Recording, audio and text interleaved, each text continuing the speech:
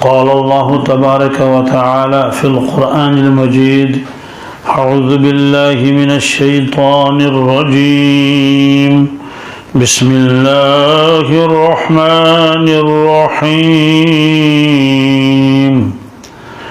والفجر وليال عشر والشفع والوتر والليل إذا يسر هل في ذلك قسم لذي حجر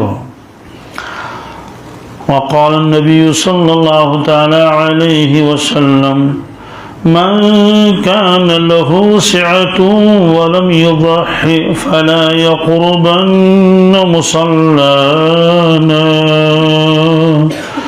أو كما قال صلى الله تعالى عليه وسلم صدق الله المولانا العظيم وصدق رسوله النبي الأمي الكريم ونحن على ذلك من الشاهدين والشاكرين والحمد لله رب العالمين.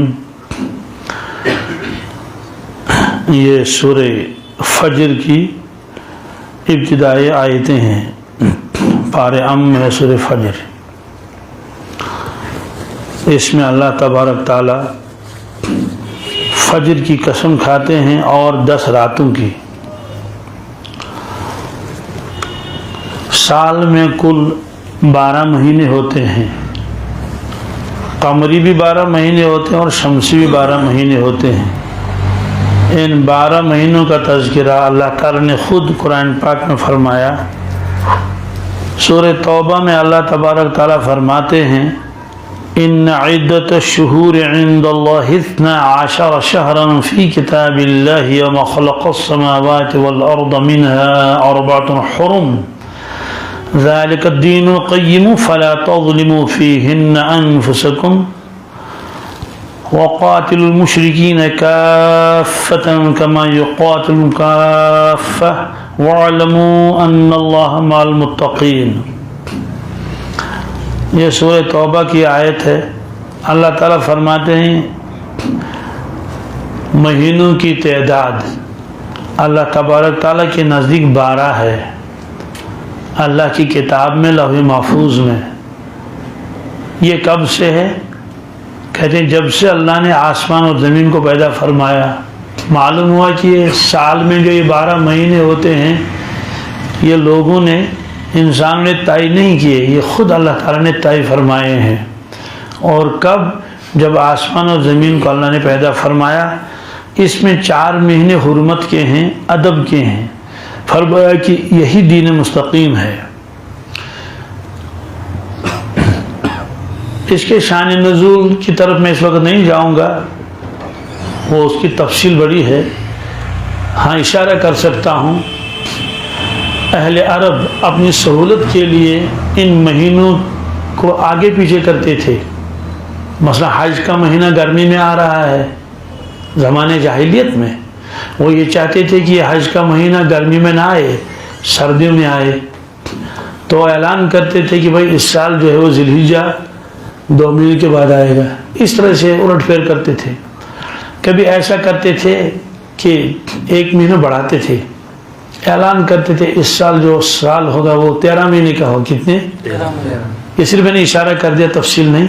تو اللہ تعالیٰ نے فرمایا کہ یہ سب غلط ہے. اللہ تعالیٰ کے نزدیک مہینوں کی تعداد صرف 12 ہے، نہ اس سے کم نہ اس سے زیادہ. اور جو ترتیب اللہ نے رکھی ہے وہی ترتیب صحیح ہے.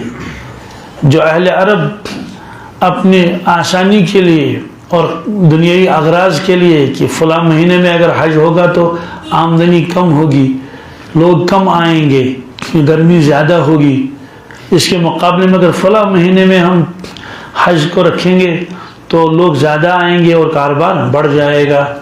تو آپ نے فرمایا سب غلط ہے. خلاصہ یہ ہے یہ 12 مہینے ہیں. ان 12 مہینوں میں سے اللہ تعالیٰ نے 4 مہینوں کو حرم فرمایا. کیا حرم کے معنی آتے ہیں یہ ادب کے مہینے ہیں.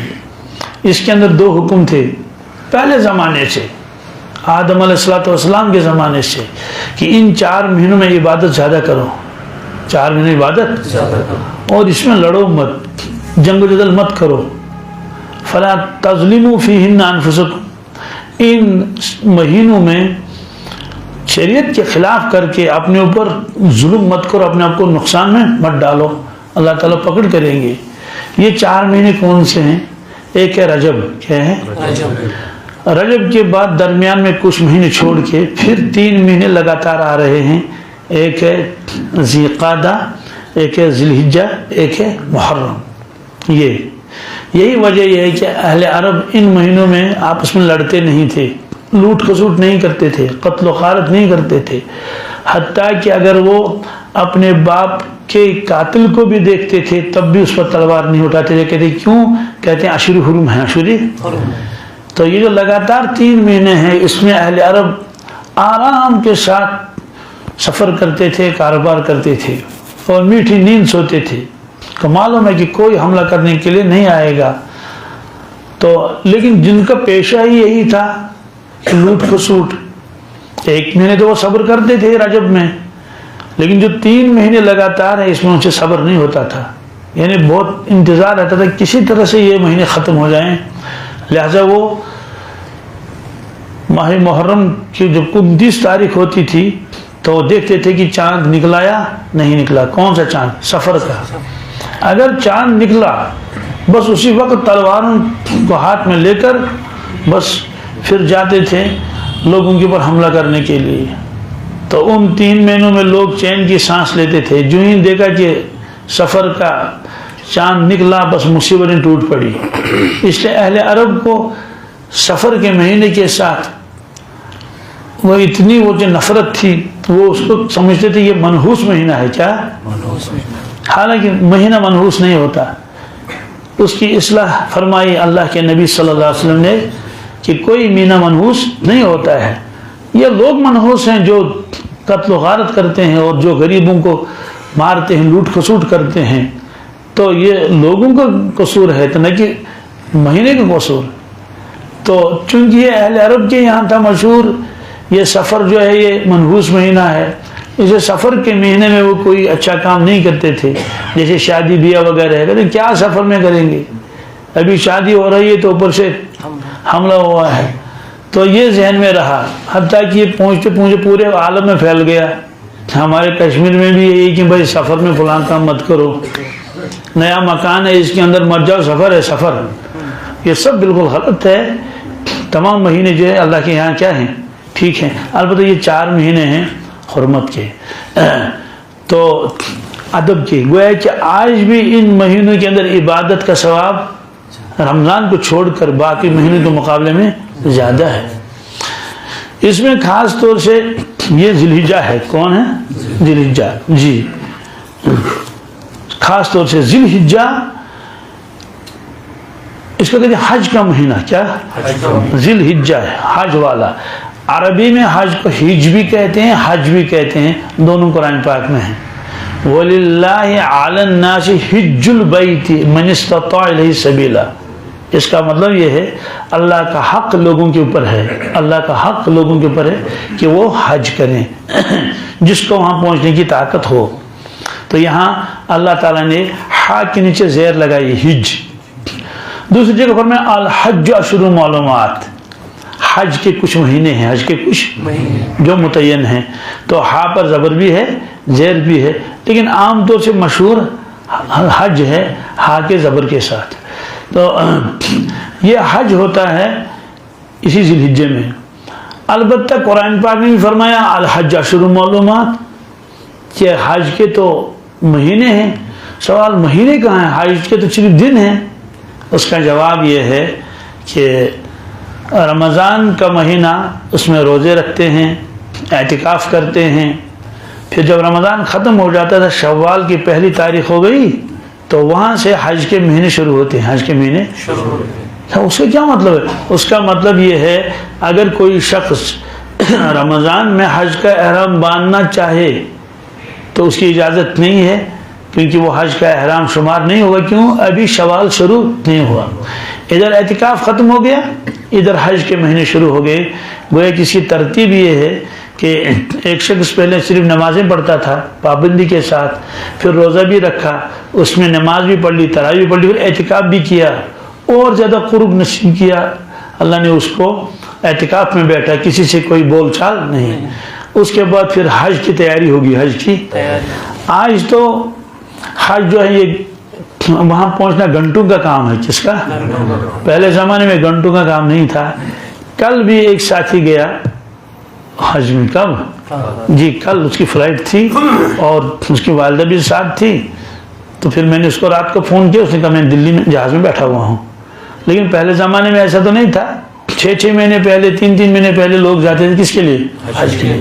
خود اللہ کے نبی صلی اللہ علیہ وسلم مدینہ طیبہ سے نکلے حج کے لیے. حج کا احرام آپ نے باندھا اور 26 تاریخ تھی. کتنی؟ 26 ذوالقعدہ. تو سفر 9 دن تک اب چلتے رہے. کتنے؟ 9 دن لگ گئے مدینہ طیبہ سے مکہ پہنچنے میں. کیونکہ قافلہ بہت بڑا تھا نا, اور اونٹوں پر سفر تھا. 450 کلومیٹر. کتنے؟ 450 کلومیٹر. تو 4 ذی الحجہ کو آپ مکہ شریف پہنچے. پھر جو ہے وہ 14 ذی الحجہ کو آپ واپس تشریف لے گئے.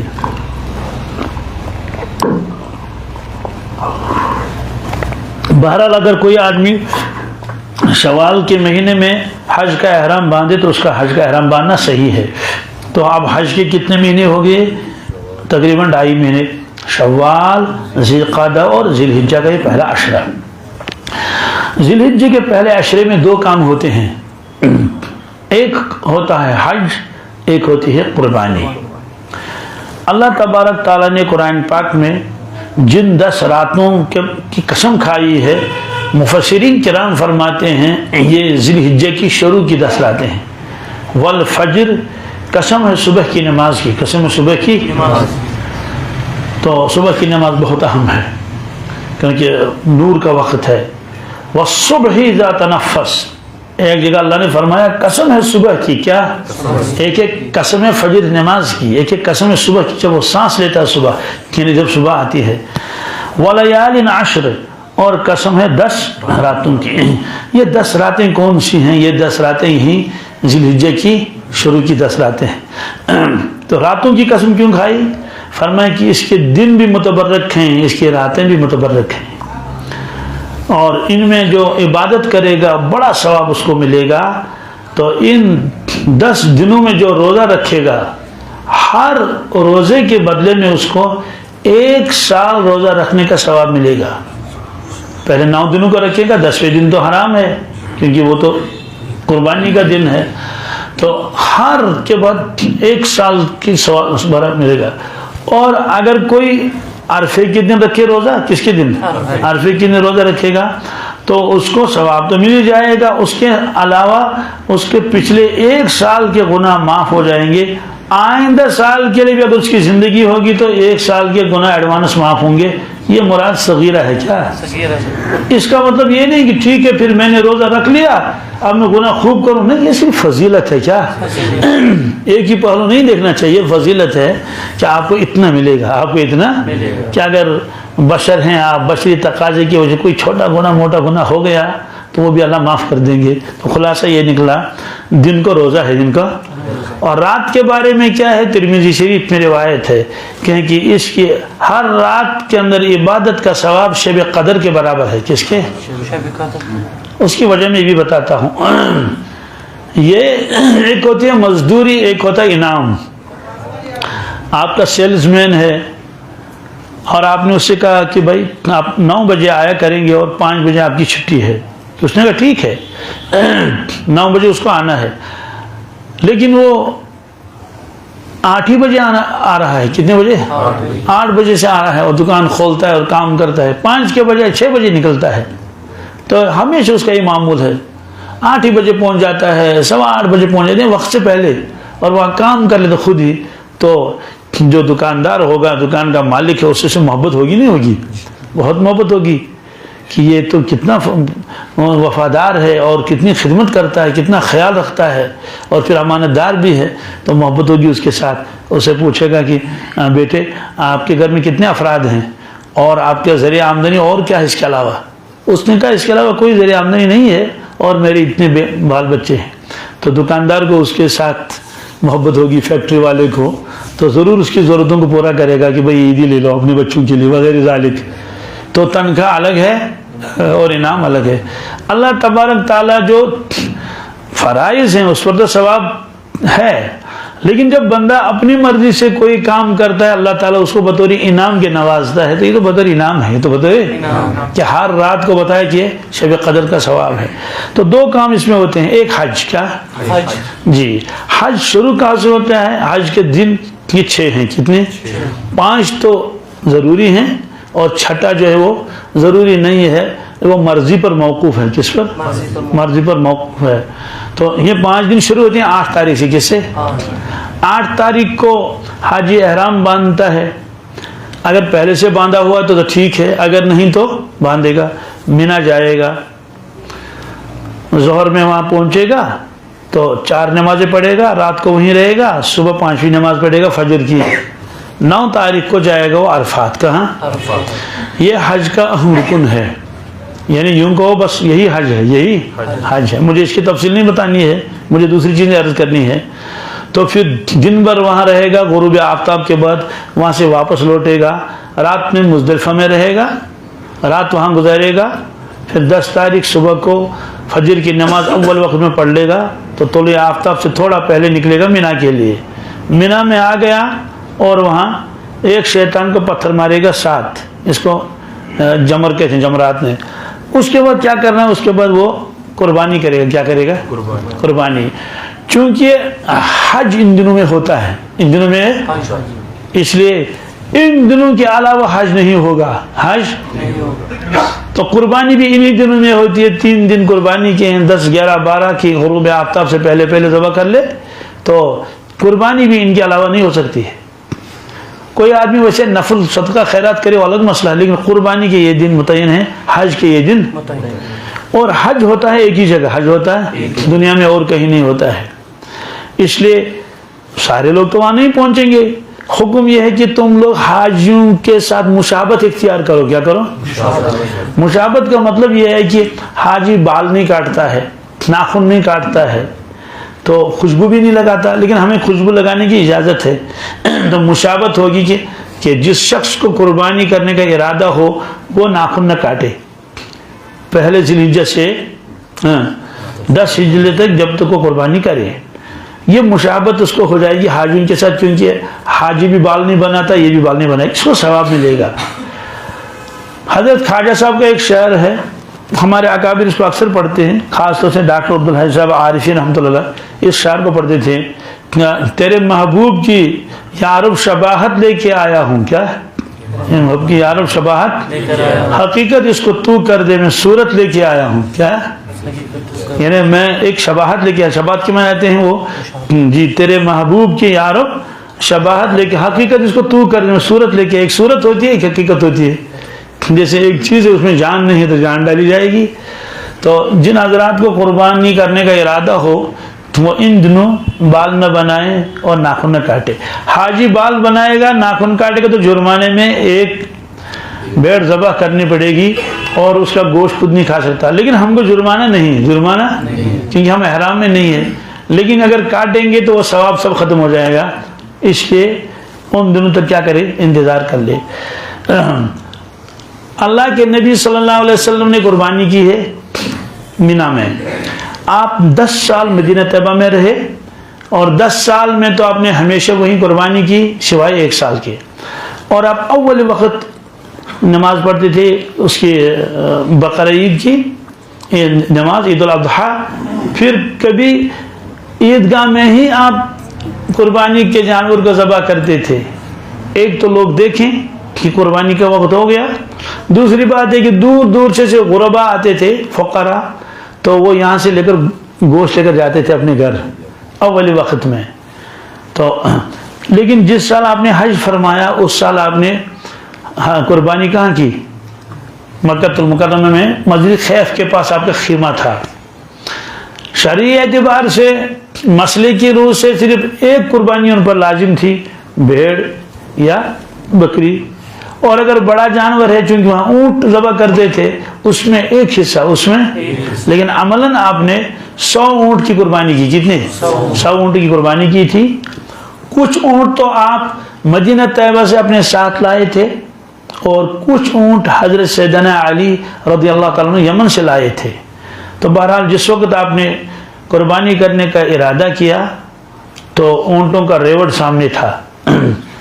حضرت عبداللہ فرماتے ہیں رضی اللہ تعالیٰ عنہ، ایک عجیب منظر میں نے میرے آنکھوں نے دیکھا جو اس سے پہلے میں نے کبھی نہیں دیکھا. وہ عجیب منظر کیا تھا؟ اہل عرب جب اونٹ کو نہر کرتے ہیں، ایک ہے ذبح کہتے ہیں کسی جانور کو لٹانا زمین کے اوپر، پھر اس کے پاؤں بند کر کے جیسا بھی ہو پھر اس کو ذبح کرتے ہیں، بسم اللہ اللہ اکبر، یہ ذبح کہلاتا ہے. لیکن اونٹ کو کھڑے کھڑے ہی نہر کیا جاتا ہے. قرآن پاک میں فصل لربک وانحر، یہ نہر میں پھر خون نکلتا اس کے. لیکن اونٹ جو ہے یہ طاقتور جانور ہے، شرارتی بھی ہے، یہ حملہ بھی کرتا ہے. بہت سارے لوگوں کی کھوپڑیاں کھائی ہیں، تو اس لیے وہ احتیاطاً اس کے ایک ٹانگ کو رکھتے تھے باندھ کے کسی ستون کے ساتھ، کسی کھونٹی کے ساتھ، مضبوط چیز کے ساتھ، تاکہ بھاگے نہیں. اور دوسرے پیر کو یہ لوگ دوسری ٹانگ اس کو فولڈ کر کے رکھتے تھے ایسے موڑ کے، تو اس میں بھی رسی باندھتے تھے. اب 3 ہی ٹانگوں پر کھڑا ہے، کتنی؟ اور ان 3 میں بھی ایک ٹانگ جو ہے وہ بندھی ہوئی ہے. پھر نکیل بھی ہے. تو جب نہر کرنے کا ارادہ کرتے تھے تو ایک آدمی نکیل پکڑ کے آپ اس اونٹ کی گردن کو اس طرف کرتے تھے، جیسے یہاں سامنے اس کی گردن ہے، یوں موڑیں گے. تو جب یوں موڑیں گے تو ادھر جو آدمی کھڑا ہے اس کی طرف نظر نہیں رہے گی. تو وہ چھری چھپا کے رکھتا تھا کیونکہ اونٹ دیکھتا تھا اس کے ہاتھ میں چھری ہے. تو جب دیکھا کہ اس کی گردن ادھر کو لے گئے تو چپکے سے آتا تھا اور اس کو برچہ مارتا تھا یہاں سینے میں، اور خون نکل گیا پھر وہ جو ہے وہ خود ہی بیٹھ جاتا تھا. اس کے بعد اس کو گوشت کو وغیرہ کاٹتے تھے، کھال وال اتارتے تھے. یہی طریقہ تھا. تو حضرت عبداللہ فرماتے ہیں رضی اللہ تعالیٰ عنہ 100 اونٹ تھے. جس وقت اللہ کے نبی صلی اللہ علیہ وسلم نے قربانی کرنے کا ارادہ کیا، آپ کھڑے ہو گئے، احرام باندھے ہوئے تھے، تو آپ نے صحابی سے اشارہ کیا ایسے اونٹ کو ادھر لاؤ. تو اس نے ایک اونٹ کو اشارہ کیا لانے کے لیے، وہ اونٹ خود چل کر آ گیا جلدی سے. کیا یعنی اس کے ٹاؤں بندے ہوئے نہیں تھے. آپ نے بسم اللہ اللہ اکبر کر کے اس کو برشا مارا، اور جب دوسرے اونٹوں نے دیکھا تو وہ خود آ گئے، وہ بھاگے نہیں، وہ خود آگے، اور بھیڑ لگ گئی. اور ہر جو ایسے اپنی گردن کو سامنے کر رہا ہے ایسے، تو جیسے بھیڑ لگتی ہے نا کہیں ایسے، یعنی وہ بھاگے نہیں. تو آپ کہیں بسم اللہ اللہ اکبر، بسم اللہ اللہ اکبر، یوں کر کر کے آپ نے ان کو وہ کیا، نہر کیا. تو اس کی وجہ لکھی، وہ پہچانتے تھے کہ یہ اللہ کے نبی صلی اللہ علیہ وسلم ہے اور آج قربانی کا دن ہے، اللہ کے نام پر قربان ہونا ہے. اور کس کے دست مبارک سے؟ اللہ کے نبی صلی اللہ علیہ وسلم کے دست مبارک سے.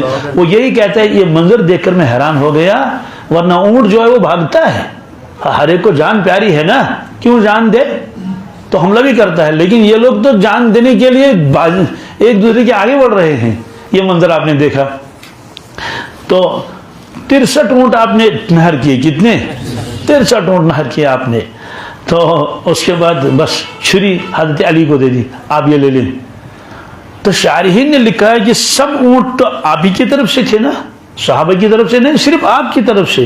تو سب اونٹ کیوں نہیں آپ نے اپنے دستمار ذبح کیے؟ اس کا جواب لکھا ہے کہ آپ کی عمر مبارک 63 سال تھی. کتنی؟ اسے آپ نے 63 اونٹ ذبح کیے. سوال ہے کہ ابھی تو حضرت تو دنیا میں تشریف فرما تھے، تو آپ کو کیسے پتہ چلا کہ ہماری عمر مبارک کتنی ہے؟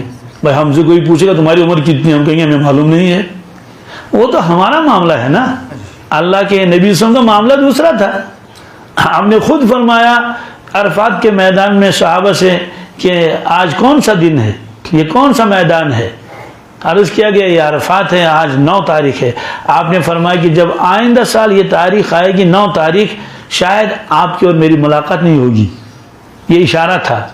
اور ایک مقام پر آپ نے فرمایا خذوا عنی مناسککم، خذوا عنی مناسککم، لوگوں حج کے افعال مجھ سے سیکھو، مجھ سے مطلب یہ ہے کہ خوب سیکھو، اور کوئی یہ نہ سمجھے ٹھیک ہے سیکھنے کی تو زندگی ہے، کچھ اس سال سیکھیں گے، کچھ اگلے سال سیکھیں گے۔ آپ نے فرمایا خذوا عنی مناسککم فانی امرؤ مقبوض، اس لیے کہ مجھے واپس لیا جائے گا، مجھے مقبوض کے معنی مجھے اٹھا لیا جائے گا۔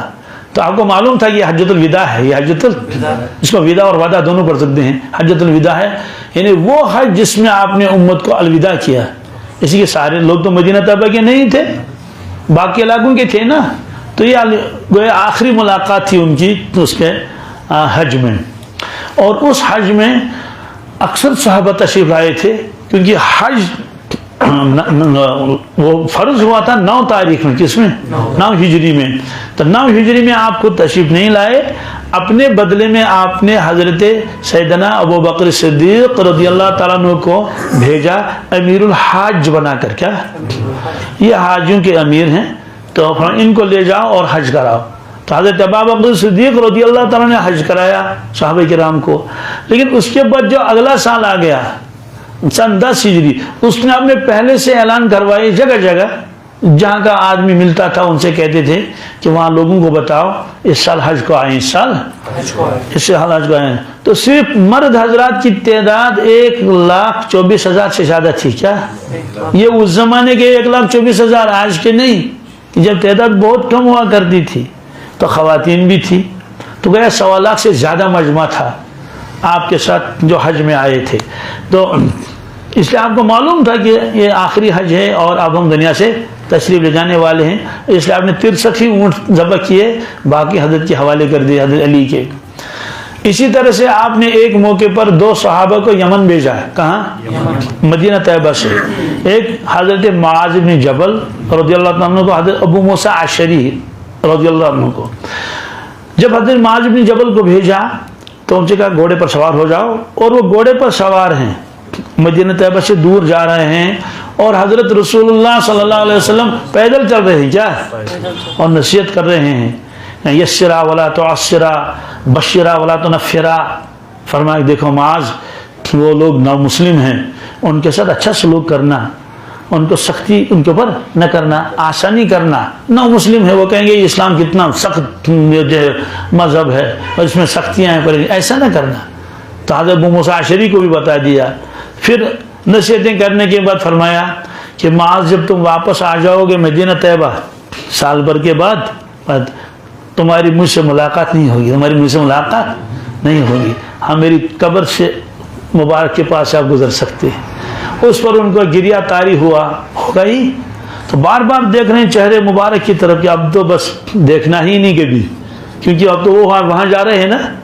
تو حضرت نے دیکھا کہ ان کے دل پر تو بہرحال بہت صدمہ ہوا، تو میں دیکھو آپ ہم سے دور ہیں بظاہر، لیکن آپ مجھ سے نزدیک ہیں۔ کیا تو جو بھی میرا امتی ہوگا، من کانا این کانا، جو میرا مطیع ہوگا، فرما بردار ہوگا، وہ میرے نزدیک ہے، وہ میرے، اس لیے آپ ظاہری اعتبار سے دور ہیں لیکن آپ مجھ سے نزدیک ہیں۔ کیوں؟ آپ میرے ہی وجہ سے وہاں جا رہے ہیں، ورنہ مدینہ طیبہ کو چھوڑ کر دوسری جگہ کیوں جائے کوئی آدمی؟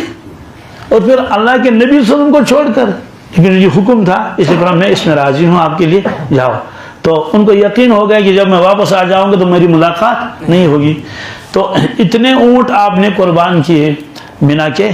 تو یہ جو دن ہیں یہ 10 دن، اور پھر 11واں 12واں بھی اس کے ساتھ ہے، تو یہ حج بھی ہے اور پلس قربانی بھی ہے۔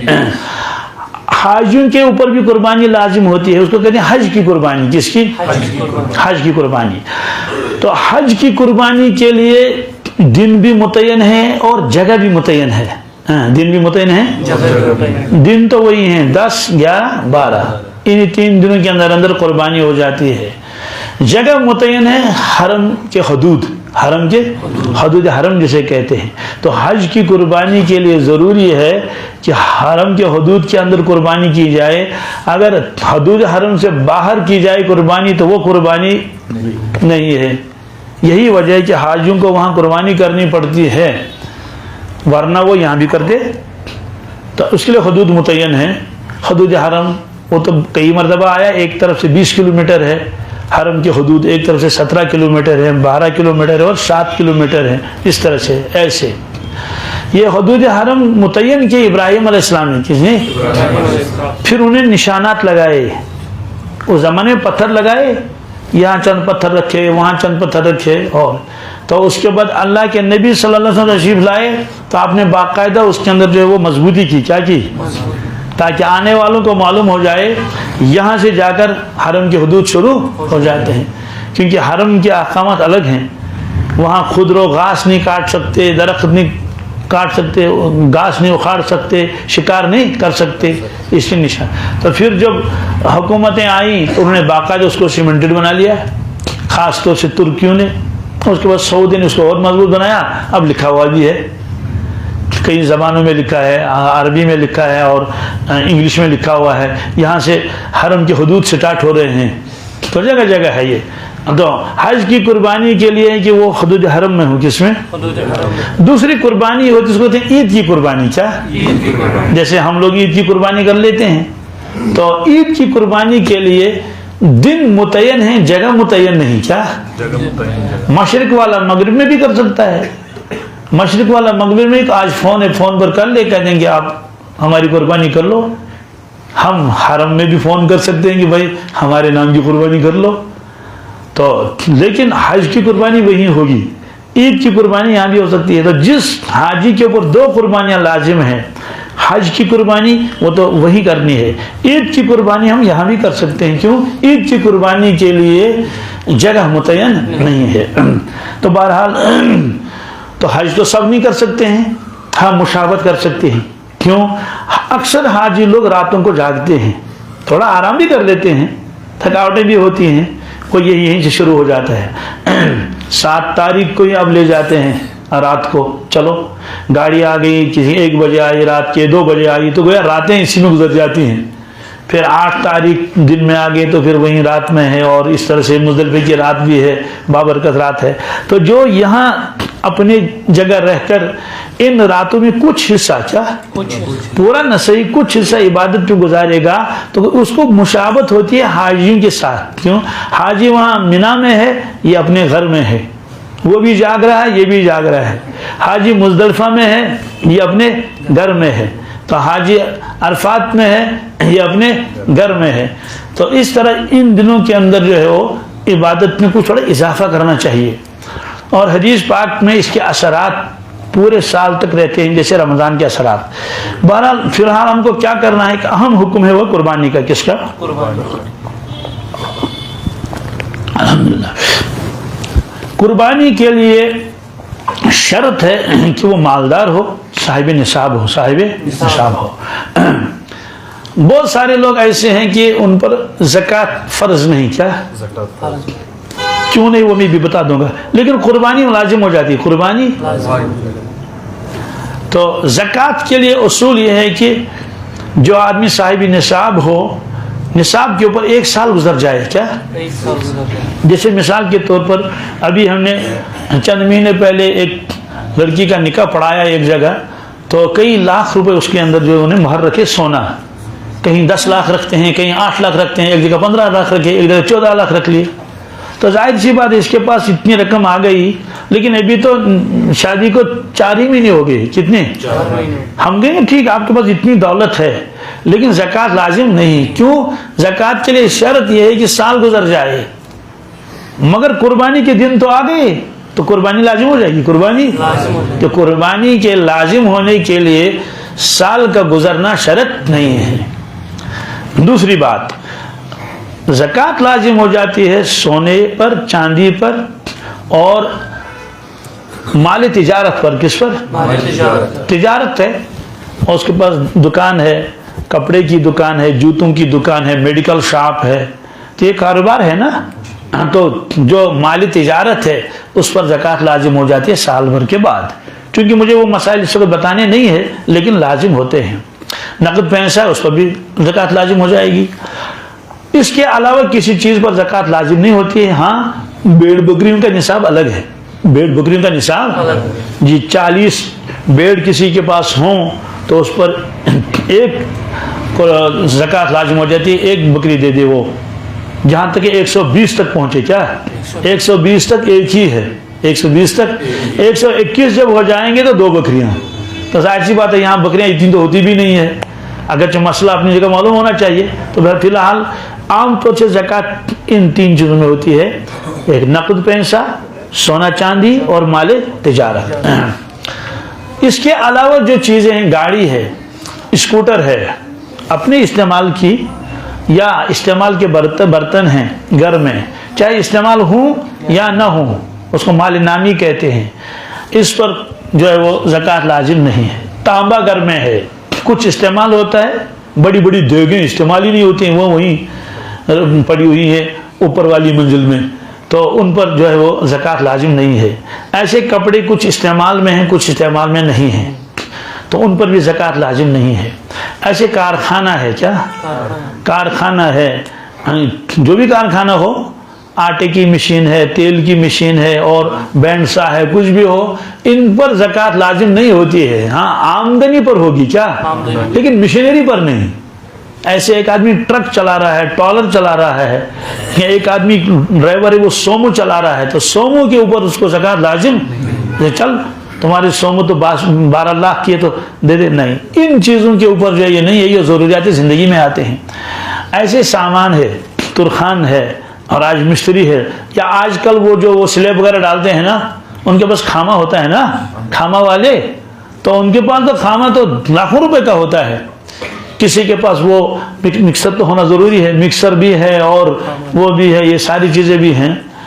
تو بعض لوگ اور کام کرتے ہیں, ٹھیکیداری کا کام کرتے ہیں, ان کے پاس اپنا ڈوزر بھی ہوتا ہے, اور اپنا وہ ٹپر بھی ہوتا ہے, وہ ڈمپر بھی ہوتا ہے. ان چیزوں کے اوپر زکوٰۃ لازم نہیں ہوتی ہے, یہ طے ہے.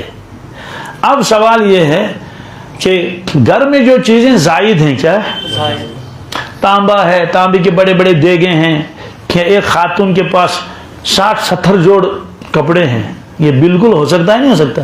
میں نے آپ کو بتایا ایک خاتون کا انتقال ہوا, تو بہرحال انتقال تو ہوا, اب کتنے 10-15 دن ہو گئے, رویا دھویا سبوں نے, تو اس کے بعد جو ان کے ٹرنک کھولے اور الماری کھولی, تو کچھ کپڑے تو وہ تھے جو استعمال کرتی تھی, سلے ہوئے تھے, تو جو بغیر سلے ہوئے تھے ابھی کپڑے ہی تھے تھان کی شکل میں, کس میں, تو وہ 60 تھے. کتنے جی, 60 تھان, اس کو شرٹ, اس کو کیا کہتے ہیں ہم, شرٹ سوٹ, جی 60 سوٹ تھے. کتنے, تو ظاہر سی بات ہے زکوٰۃ تو اس پر لازم نہیں, کیونکہ مال نامی نہیں, کیا بڑھنے والا مال اور مالی تجارت بھی نہیں ہے, صرف اپنے لیے لگا کے جمع رکھے.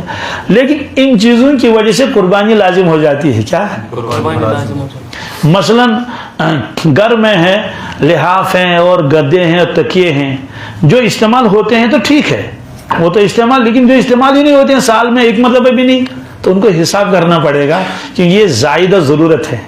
ایسے فرنیچر ہے, کیا ہے, جو فرنیچر بالکل استعمال نہیں ہوتا ہے, ٹیبل ہیں, کرسیاں ہیں, دوسری چیزیں ہیں, اور پڑی ہوئی ہیں ایسے ہی, جھالے لگے ہوئے اس میں مکڑیوں کے, تو اگر جس پر زکوٰۃ لازم نہیں ہے کیونکہ مال نامی نہیں, لیکن اس کی وجہ سے قربانی لازم ہو جائے گی جس کی ملکیت میں یہ ہے. تو اس طرح سے اگر دیکھیں گے تو بہت سارے افراد ایسے ہیں, ان کو اپنی جگہ خیال ہے کہ میرے اوپر قربانی لازم نہیں ہے, لیکن شرعاً ان کے اوپر قربانی لازم ہے.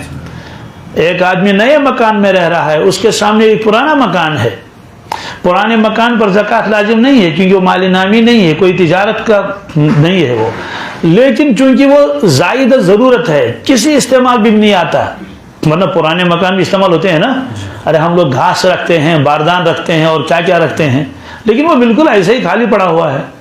تو کھانے خالی رہ دیونے کی رد جنات رہتے ہیں کتنے, تو زکوٰۃ لازم نہیں ہے, لیکن اس کی وجہ سے اس کے اوپر قربانی لازم ہو جائے گی کیونکہ زائدہ ضرورت ہے.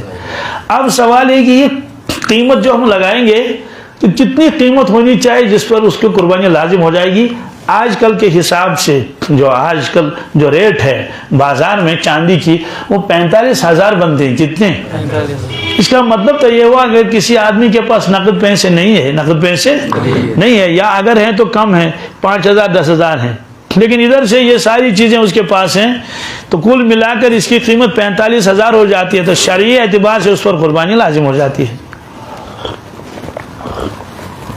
الحمدللہ. تو اس اصول کو سامنے رکھ کر آپ خود فیصلہ کر لیں کہ ہمیں قربانی لازم ہے یا نہیں. اس میں بڑی کوتاہیاں ہوتی ہیں. ایک بات تو یہ ہوگی. دوسری بات کہ گھر میں 10 افراد ہیں. کتنے؟ والد صاحب ہیں, والدہ محترمہ ہیں اور بھائی بہنیں ہیں. تو اب یہ تو 5-10 افراد پر جو ہے مشتمل ایک خاندان کنبہ ہے, تو کیا 10 کے اوپر لازم ہو جائے گی قربانی جیسے نماز سب کے اوپر لازم ہے؟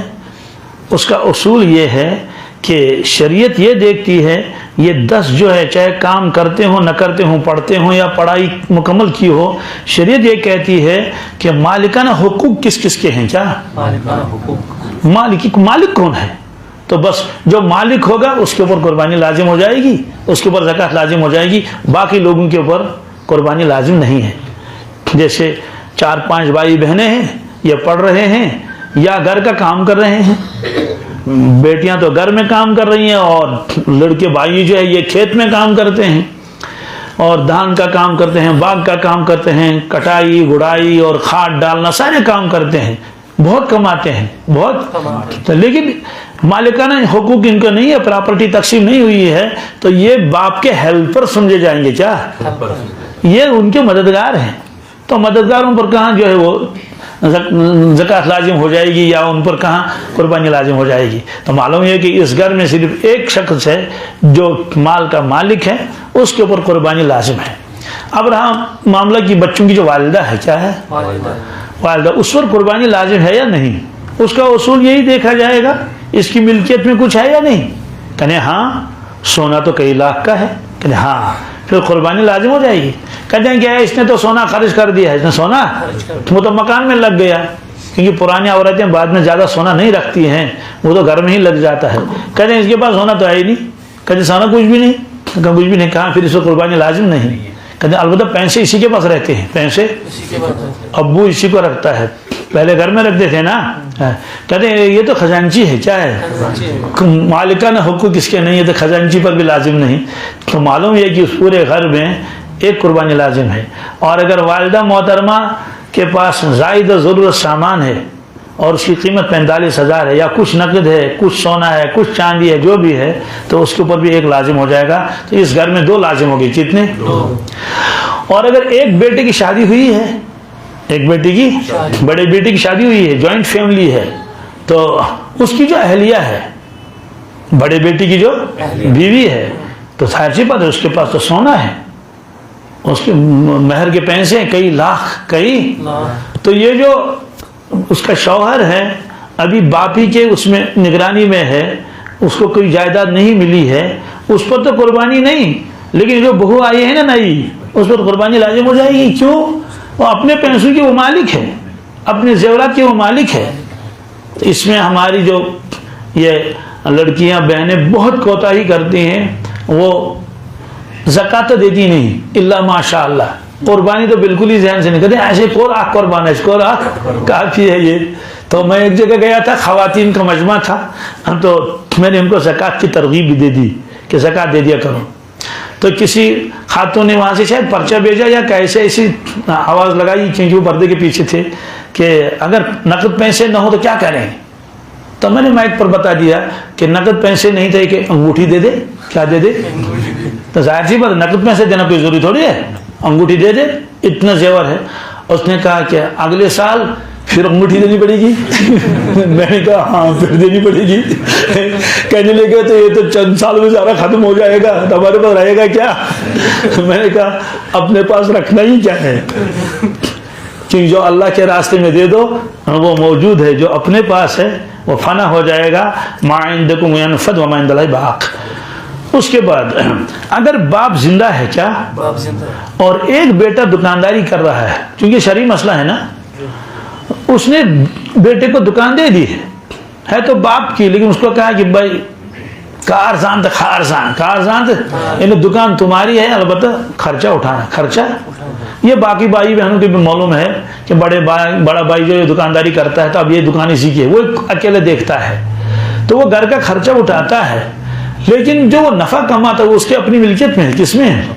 اگرچہ جوائنٹ فیملی ہے, اس کا اپنا بیلنس ہے, تو معلوم ہے کہ اس کو زکوٰۃ بھی دینی پڑے گی, اس کو قربانی بھی کرنی پڑے گی. ایسے ہی دوسرا بیٹا ملازم ہے, دوسرا بیٹا ساری تنخواہ لا کر باپ کو دیتا ہے, ساری تنخواہ لے کر اپنے پاس کچھ بھی نہیں رکھتا. یا دکاندار ہے, دکانداری کرتا ہے, خوب کماتا ہے, لیکن سارے پیسے باپ کو دیتا, اپنے پاس کچھ نہیں, صرف جیب خرچ. کیا جیب خرچ؟ ایک تو ریچارج, اور دوسرا یہ جو ہے وہ اسکوٹر وغیرہ میں تیل ڈال رہا ہے.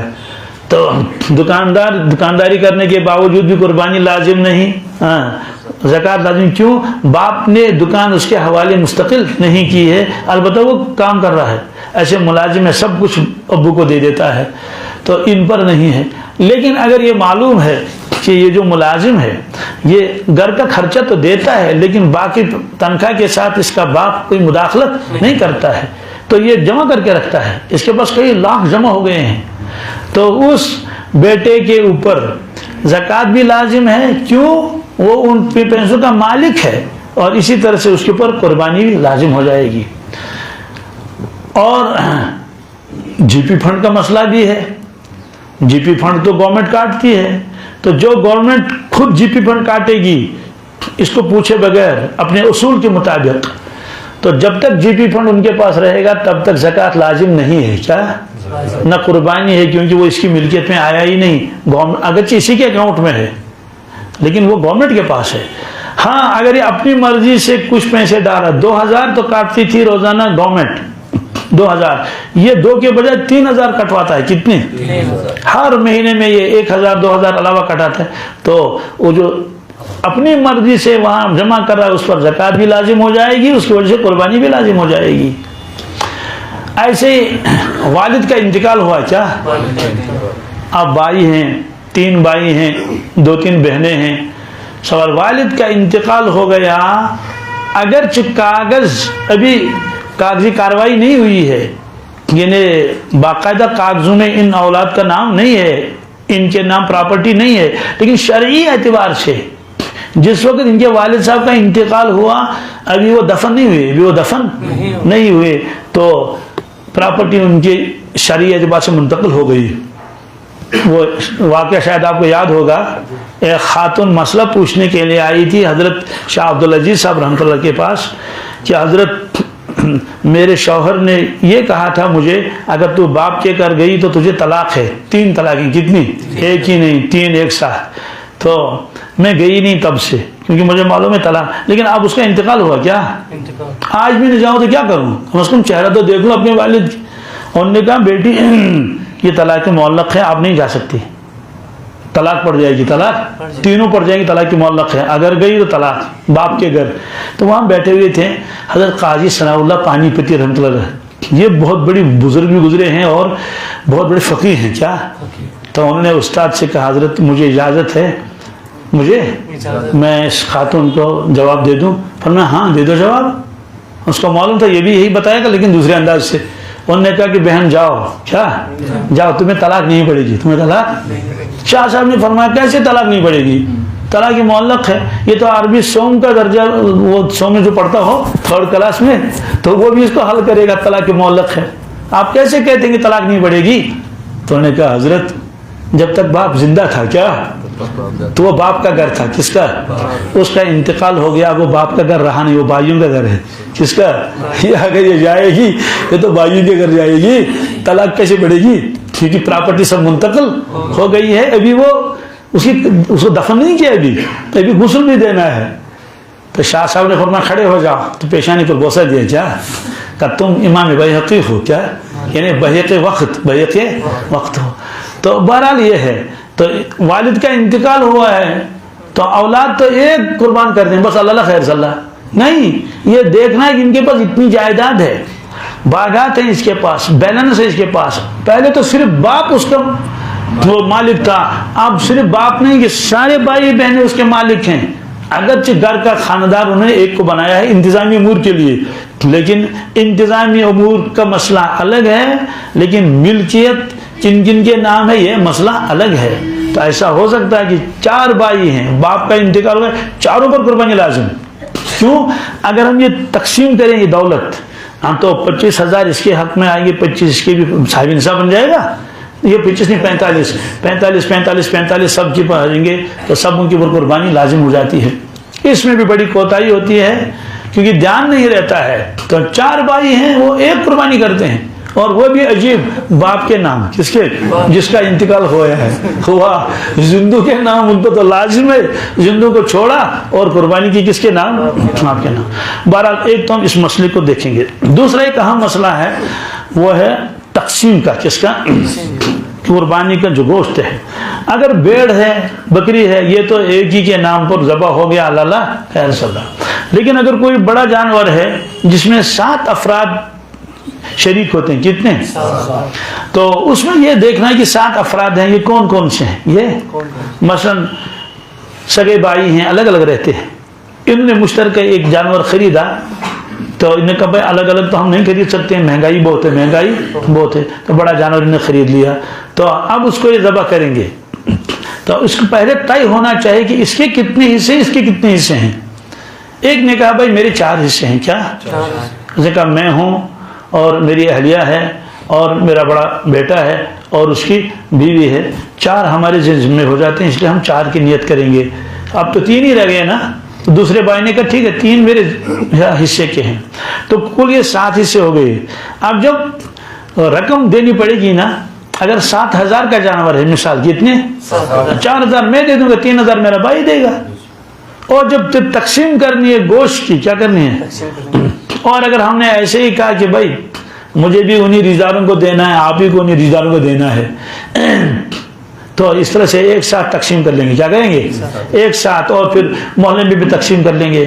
اور ایک بھائی نے کہا میں 2-4 کلو لے لوں گا، بس مجھے زیادہ لینے کی ضرورت نہیں ہے، ہمیں بہت جمع ہو جاتا ہے قربانی کا گوشت، تب تو تقسیم کرنے کی ضرورت ہی نہیں۔ کیوں؟ ایک بھائی خود کہتا ہے کہ جو میرا حصہ ہوگا وہ لے لا، کیا؟ لیکن اگر وہ کہیں گے نہیں تقسیم کرنا ہے، کیا؟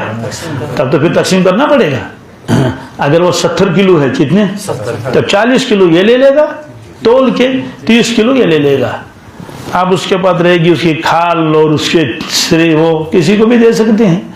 تو اس طرح سے، اور اگر کسی نے 5 حصے لے لیے، کسی نے 2 لے لیے، تو پھر یہی مسئلہ ہے۔ اگر آپس میں وہ اس طرح ہے تو بس پھر تقسیم کرنے کی ضرورت نہیں ہے، تولنے کی ضرورت نہیں ہے، تھوڑا سا اس نے گوشت لے لیا، ایسا بہت ہوتا ہے۔ بھائی آپس میں 3 بھائی نے قربانی کر لی، اس نے کہا 5 کلو جوڑا سوجائش کی، کیا بھائی 1-2 کلو بھیجنا، باقی بس تقسیم کر لینا۔ تو پھر ترازو لانے کی ضرورت، ترازو وہاں ہے جہاں ہر شخص اپنا حق پورا مانگے گا، ہر شخص پورا مانگے گا۔ ایسے ہی 2 بھائی ہیں مشترکہ، انہوں نے قربانی کی، 3 حصے اس نے لے لیے، 3 حصے اس نے لے، 6 حصے، ٹھیک 6 بھی کر سکتے ہیں، کیا؟ اکیلا آدمی پورا جانور بھی کر سکتا ہے۔ اللہ کے نبی سمجھے 100 اونٹ کیے، کتنے؟ 100 اونٹ کیے۔ تو لیکن اگر کوئی کہے گا ہاں 7 سے زیادہ نہیں ہونے چاہیے، کیا؟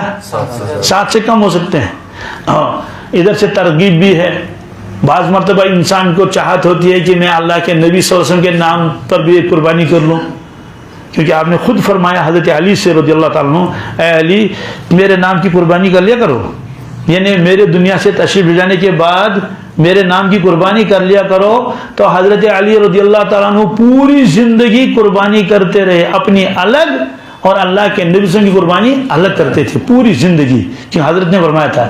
اس میں ترغیب ہے، کیا؟ کہ ہر امتی کو چاہیے کہ وہ اپنے نبی صلی اللہ علیہ وسلم کو یاد رکھے۔ تو 2 بھائی ہیں، 3 حصے اس نے لیے، 3 حصے اس نے لے لیے، 7واں بچ گیا۔ 7ویں حصے کے لیے ہم، چونکہ نفل ہے، کیا ہے؟ تو ہم کسی کی بھی نیت کر سکتے ہیں۔ باپ کی نیت کر لی، کیونکہ دونوں کا باپ ایک ہی ہے نا، ماں کی نیت کر لی، دونوں کی ماں کیا ہے؟ یہ سگے بھائی ہیں نا۔ یا اگر اللہ کے نبی صلی اللہ علیہ وسلم کی نیت کی، ایک حصہ ان کے نام پر، تو اب جو ہے جب گوشت اگر تقسیم بھی کرنا ہے تو آدھا آدھا کریں گے، کیا؟ کیونکہ 3 حصے اس کے ہیں، 3 حصے اس کے ہیں، اور پیسے بھی آدھے آدھے دے دیں گے۔ 10,000 کا جانور تھا، اس نے 5,000، اس نے 5,000 دے۔ سوال یہ ہے کہ وہ جو ایک حصہ اوپر تھا وہ کس کی جانب سے ہے؟ دونوں بھائیوں کی جانب سے۔ کس کی؟ تو کیا ایسا ہو سکتا ہے 2 بھائی ایک حصے میں اور 3 بھائی ایک حصے میں؟ کہاں یہ نفل ہے، کیا ہے؟ اب نفل میں کیا ہے؟ اللہ کے نبی صلی اللہ علیہ وسلم نے ایک موقع پر 2 بھیڑ ذبح کیے، کیا؟ ایک بھیڑ اپنی جانب سے، دوسرے بھیڑ کی نیت آپ نے کی یا اللہ یہ میری امت کی جانب سے۔ کس کی؟ تو ایک بھیڑ تو امت کی جانب سے، یہ نفل ہے نا، یہ ثواب پہنچانا ہے، کیا؟ تو ثواب تو نہ ہو۔ ایسے ایک حصہ جو ہے اس میں کئی افراد مل کر وہ اللہ کے نبی صلی اللہ علیہ وسلم کی نیت کر سکتے ہیں۔ بہرحال یہ تو ہوا یہ مسئلہ. تو ان تمام مسائل کو ہم ذہن میں رکھیں گے تو پھر یہ دیکھیں گے کہ قربانی کس کس پر لازم ہوتی ہے اور یہ جو شراکت کا کیا کیا معاملہ ہے. ایک اہم چیز ہے وہ ہے تکبیر تشریق. کیا تکبیر تشریق کیا ہے؟ یہ 5 دن جو عرفہ ہوگا نا، عرفہ اس کی فجر نماز کے بعد، کیا تمام کلمات سے پہلے فجر کی نماز جماعت کے ساتھ ہو گئی، یا اگر کسی نے گھر میں پڑھ لی یا کیسے بھی ہو، السلام علیکم ورحمۃ اللہ، السلام علیکم ورحمۃ اللہ، اللہ اکبر اللہ اکبر، لا الہ الا اللہ، اللہ اکبر اللہ اکبر وللہ الحمد. ایک مرتبہ پڑھنا واجب ہے. کیا ایک مرتبہ پڑھنا ہے؟ مرد حضرات کو زور سے پڑھنا ہے. کیوں؟ اللہ تعالیٰ چاہتے ہیں کہ ان دنوں میں خوب اللہ کا تذکرہ کیا جائے، تو واجب پڑھنا ہے. آہستہ نہیں، ذرا زور سے. کیا خواتین آہستہ پڑھ لیں، خواتین آہستہ پڑھ لیں. تو یہ سلسلہ شروع ہوگا عرفے کے دن سے، فجر کی نماز سے لے کر فجر کی. تو یہ عرفہ 9 تاریخ ہے. 9 تاریخ 5 نمازیں، 10 11 12 13 عصر سمیت، عصر یہ کل نمازیں 23 بنتی ہیں. کتنی؟ 23 نمازیں بنتی ہیں. تو ان میں تکبیر تشریق پڑھنا، چاہے جماعت کے ساتھ نماز پڑھے فرض نفل کے بعد نہیں، چاہے انفرادی پڑھ لے. اس میں کوتاہی ہوتی ہے. مسجد میں تو کوتاہی نہیں ہوتی، مسجد میں تو کسی نہ کسی کو تو یاد آ ہی جاتا ہے. اگر مسجد میں جماعت اگر ہم کو یاد نہیں ہے پھر بھی جو کہیں گے اللہ اکبر تو یہ فوراً چونک جاتا ہے اللہ اکبر. لیکن جو اکیلا نماز پڑھے گا اس کو اگر یاد نہیں تو کون یاد دلائے گا؟ بالخصوص ہماری ماں بہنیں، وہ پڑھنا چاہتی ہیں لیکن اس وقت یاد نہیں رہتا، دھیان نہیں رہتا ہے. حضرت مفتی تقی صاحب عثمانی فرماتے تھے خواتین کو چاہیے کہ ان دنوں میں یہ دعا قبلے کی دیوار پر جو وہاں کوٹری میں نماز پڑھ رہی ہیں تو اس میں لکھ کے رکھیں، کیا تاکہ جو ہی وہاں پہنچ گئی تو پہلے ہی نظر پڑے گی کہ یہ دعا ہے. میں ساتھیوں کو ترغیب دیتا ہوں کہ بیت الخلاء میں جائیں تو ضرور دعا پڑھیں، اللہم انی اعوذ بک من الخبث والخبائث. تو یہ یاد ہی نہیں آتا ہے اس وقت. دعا تو یاد ہے لیکن اس وقت دعا پڑھنا یاد نہیں رہتا ہے. اس کے لیے یہ ہے کہ میں دروازے پر لگا کے رکھ دو. کیا ہے؟ باتھ روم کے دروازے پر لگا کے لکھ دو. عربی میں نہیں صحیح انگریزی میں لکھ دو. جیسے آج مسیجیں کرتے ہیں نا بھائی، اردو مسیجیں انگلش میں آتی ہیں نا، اور رومن اردو لگاتے ہیں تو رومن اردو میں لکھو اللہم انی اعوذ من الخبث والخبائث. مطلب تو یہ ہے کہ اسے آدمی کو یاد آئے گا. تو خواتین کو بھی چاہیے کہ وہ 23 تاریخ تک جو عصر کی نماز ہے وہ 13 تاریخ تک تو اس کے وہ پڑھ لیں. اس کو کہتے ہیں تکبیر تشریق. کیا یہ تکبیر تشریق اللہ تبارک تعالیٰ کو بہت پسند ہے. تو یہ جو قربانی ہے نا، اس کے بارے میں نے ایک روایت پڑھ لی. فرمایا ارشاد رسول اللہ صلی اللہ علیہ وسلم نے، من کان له سعۃ ویضحی فلا یقربن مصلانا.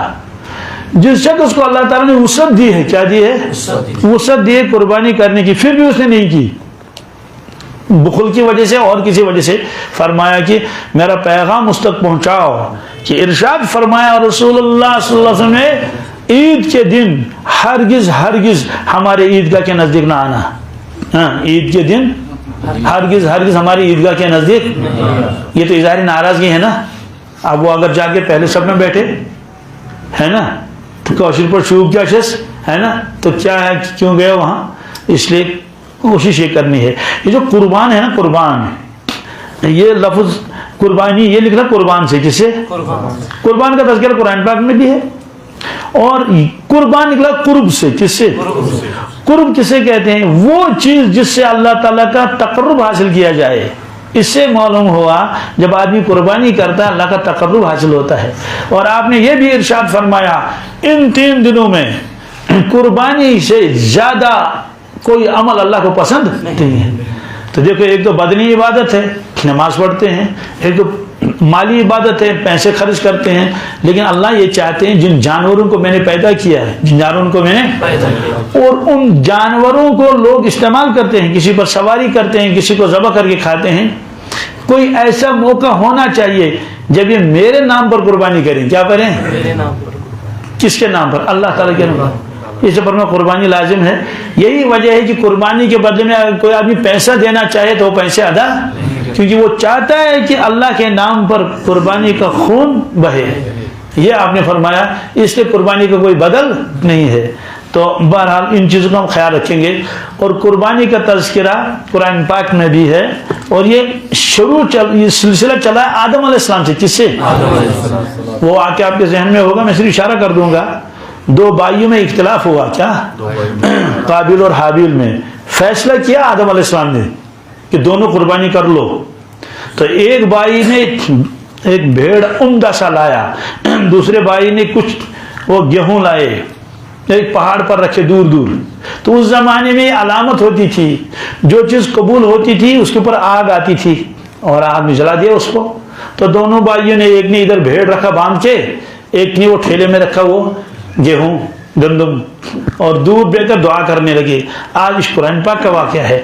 آسمان سے آگ آئی اور جو بھیڑ تھا وہ تو جل کے ختم ہو گیا.